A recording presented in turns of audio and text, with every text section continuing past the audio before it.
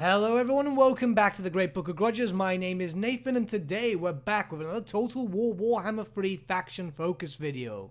Today we'll be looking at the Demons of Chaos, specifically those of Nurgle. Once again, we just like to remind everyone that we don't believe that we'll have monogod factions, but we rather look at each god independently for ease of access. Another thing to note is that we'll be looking exclusively towards the 8th edition units for these races and factions. So without further ado, let's begin. Nurgle is the Chaos God of Plague. He is old as life itself, for Nurgle has always existed, being the oldest Chaos God. He is rather interesting for a Chaos God, considering that he actually actively takes part in his followers' lives. Nurgle loves his followers unconditionally, as if they were his own very children. It's because of this that many of his followers refer to him as Papa Nurgle or Grandfather Nurgle.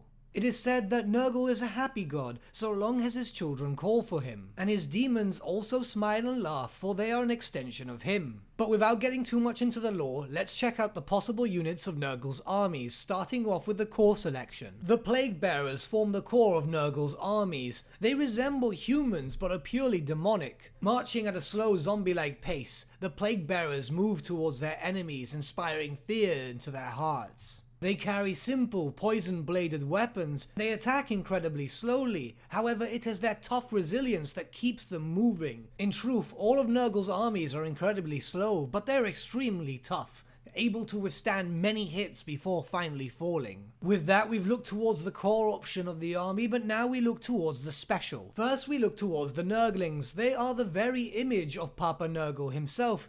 Little smiley happy demons causing mischief wherever they go. Alone they are more of a nuisance than anything, that being that the fact that they're tiny and they really don't pack much of a punch. However, as a swarm, they can present to be a little bit of a problem. Unfortunately, as Creative Assembly are creating swarms in terms of spells, I don't think we'll actually see Nurglings as actual units, so it's a bit of a shame here, given the fact that Tomb Swarms are already a bit of a spell rather than a unit. Maybe this changes in the future, but then they'll have to go back and change the other swarms into actual units too, so we're not too sure how it's going there. Next we have the Beasts of Nurgle, which interestingly enough are not very slow. These are pretty much what we would classify as slime hounds. They are fast moving and quite resilient. They are actually very different to most Nurgle beings, considering the fact that anything that's usually fast in Nurgle's armies is usually a flyer. These beasts have a variety of uses. Whilst they can also be used to flank enemies, they're also used to keep enemies in check, whilst the slow-moving Plague Bearers and their command units move slowly across the battlefield.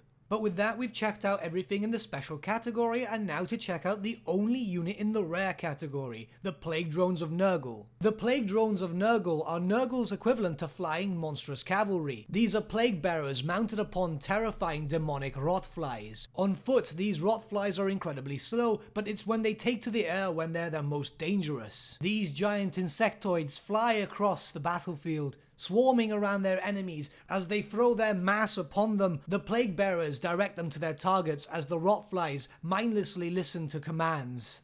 Thankfully, the buzzing of the rotflies' wings are a quick indication that they're getting closer and closer, and thus the enemies do have time to prepare themselves. Not like you can do much to prepare yourself against an assault from these winged beasts. But with that, we've checked up all the options in core, special and rare for Nurgle's units in the 8th edition army book. Let's now look towards the lords and heroes choices before looking at the named characters. First, we have the Heralds of Nurgle. Like all other factions within the Chaos Gods, the Heralds serve a multitude of purposes. They are basic army commanders, battle standard bearers, and low-level spellcasters. They might not be the best, but they do get the job done. Heralds of Nurgle are lower-level greater demons, and they pave the way for the Great Unclean Ones. The Great Unclean Ones are by far the closest extension to Nurgle himself, barring the Nurglings. They are gigantic, hulking monstrosities of rotting flesh and laughter. They are the strongest spellcasters in Nurgle's army, and incredibly resilient in hand-to-hand combat. While they might not be the best at dealing damage, they can take hit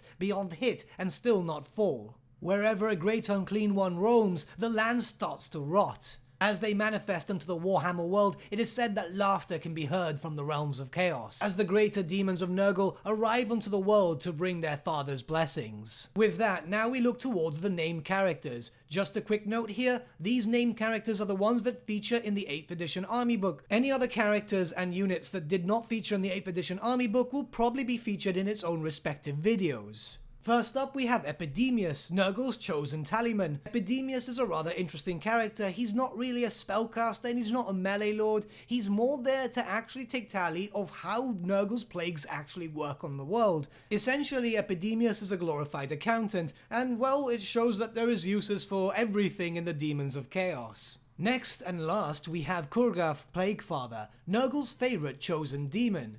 He, like his father, creates many plagues, and in truth, it has actually amused Nurgle greatly, seeing one of his sons take such a proactive cause to make sure that his presence is always felt in the Warhammer world. Kurgaf is the most willing of all of Nurgle's demons to enter the physical world, and for that, he is actually seen relatively often. But with that, we've actually checked out every Nurgle demon in the 8th edition army book. What do you guys think? Do you think that more units would need to be added?